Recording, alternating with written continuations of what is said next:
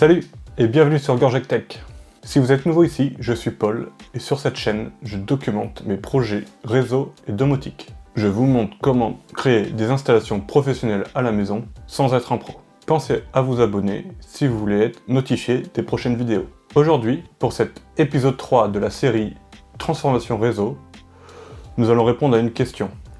Pourquoi s'embêter à installer tout ce matériel alors que je pourrais me satisfaire de ma box opérateur? Parce que franchement, la plupart des gens ont tous une Livebox ou une Freebox à la maison, dans un coin, puis si ça capte mal, on ajoute un répéteur, et puis ça marche à peu près.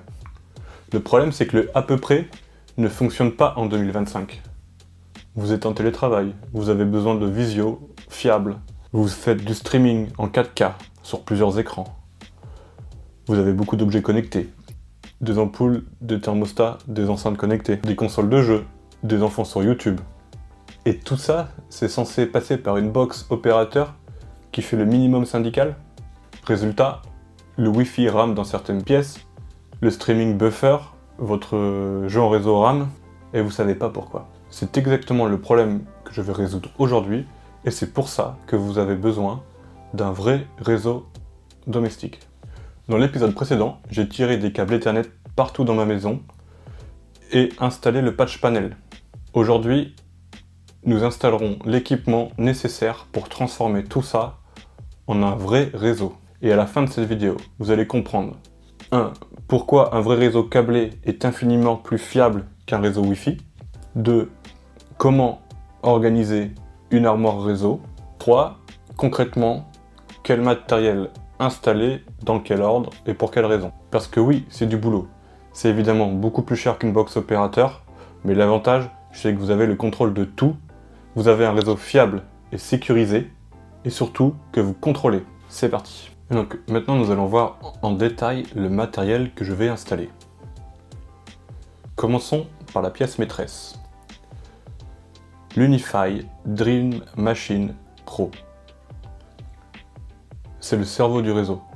Routeur, firewall, contrôleur Unify, VPN, c'est elle qui va orchestrer l'ensemble du réseau.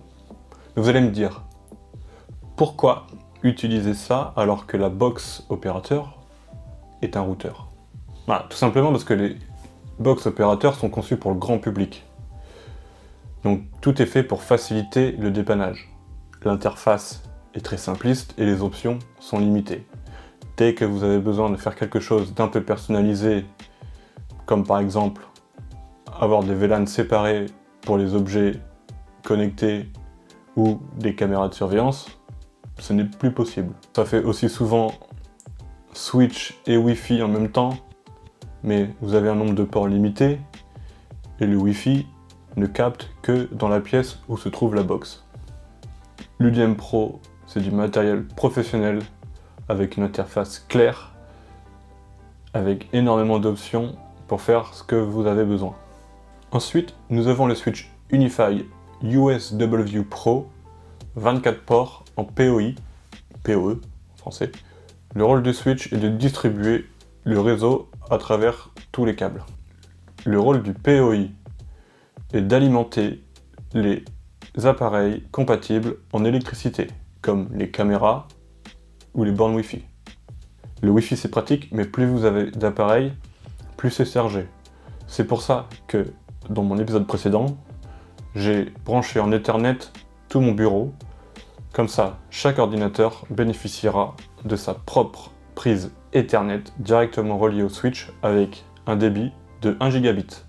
Le switch sera relié directement à l'UDM Pro via un lien 10 gigabits par seconde via le SFP+. Ensuite, on a l'UPS 2U. UPS stand for Uninterrupted Power Supply. En fait, c'est un onduleur. Pourquoi un onduleur? Parce qu'une micro-coupure de 0,3 secondes suffit pour tout faire redémarrer. Box, routeur, switch, 5 minutes de downtime à chaque fois. Avec l'onduleur, le réseau tient 15 à 20 minutes. Ces coupures, vous ne les voyez même plus. Et ça, c'est un émetteur Zigbee que je connecte en PoE. L'émetteur Zigbee, comme son nom l'indique, vous permettra de connecter tous vos appareils domotiques compatibles. J'ai des valves, des ampoules, des interrupteurs, des capteurs de température. Cela fera le sujet d'une prochaine vidéo où je vous montrerai ma configuration Home Assistant avec MQTT ou Z2M. Et ça, c'est mon cluster Raspberry Pi. Dessus, j'héberge un cluster Kubernetes avec la version Lite K3 Ace, où je peux héberger tout un tas d'applications, dont Home Assistant. L'avantage de ces deux Raspberry, c'est qu'ils sont tous les deux munis d'un HAT PoI. Ainsi, je peux les connecter directement au switch qui leur donne l'alimentation électrique, pas besoin d'alimentation dédiée. Et enfin, on ne vous la présente plus, la fameuse Livebox Orange. Alors pourquoi elle est toujours là, cette Livebox? Parce qu'on n'a pas vraiment le choix. Malheureusement, en France, les opérateurs vous obligent à conserver leur box. Il n'y a pas de moyen officiel de brancher la fibre optique directement dans l'UDM Pro. Alors, il y a des alternatives. On peut évidemment acheter un module SFP+ dédié à la fibre optique dans l'UDM Pro, mais ça demande pas mal de bidouilles et c'est assez difficile et cher d'en obtenir. Alors voici l'équipement, donc maintenant je vous montre où ça va et dans quel ordre. Donc maintenant on passe à l'installation. Alors comme ma baie est en hauteur, elle n'est pas très large, il y a quand même certains appareils qui sont encombrants et volumineux, je pense à l'onduleur qui pèse son poids et qui fait 2 U. Donc il est important de réfléchir dans quel ordre on veut insérer les appareils. Donc je commence par l'onduleur, car j'ai besoin de place pour le manipuler. Je le mets en premier dans la baie, je le visse.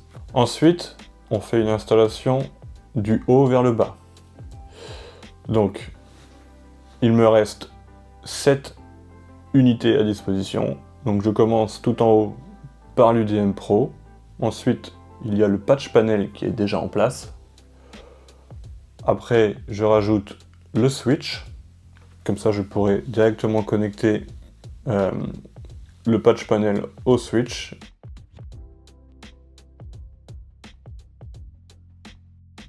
Et je termine par le cluster Raspberry Pi qui sera aussi très proche du switch et je pourrai les connecter directement car les deux Raspberry de ce cluster sont connectés en PoE. C'est très pratique, pas besoin d'alimentation. Et pour finir, il me reste, si vous avez bien compté, 3 unités. J'en réserve 2 pour mon NAS que je n'ai pas encore installé et la Livebox. Alors, la Livebox c'est assez frustrant parce qu'elle prend un peu plus d'un U. Donc j'aurai plus de place pour la mettre si je mets un NAS qui fait 2 U. Il faudra donc que je trouve une alternative. Et maintenant, la partie satisfaisante. Je connecte les patch cables du patch panel au switch. Maintenant, on met en route l'onduleur et il n'y a plus qu'à regarder tous les appareils s'allumer. Et voilà, l'installation est terminée. Qu'est-ce qu'on a appris aujourd'hui? Premier point, l'organisation est la clé. Avant de commencer, ayez en tête dans quel ordre vous allez insérer vos appareils et comment vous allez les connecter entre eux. La distance des appareils est importante. Deuxième point, le câble management est primordial. Préférez les patch cables pour connecter le switch au panel et ne pas avoir des câbles longs qui pendent de partout. Et troisièmement, le PoI c'est vraiment magique. Faites bien attention lorsque vous branchez vos appareils PoI qui consomment, certains consomment du PO++, faites bien attention de réserver ces emplacements pour ces appareils. Combien de fois j'étais content de mettre un appareil en PoI et de ne pas avoir à passer à la fois un câble électrique et un câble Ethernet. C'est vraiment life-changing. Et le quatrième point, qui est le plus important, c'est que maintenant j'ai mon propre réseau adapté au télétravail.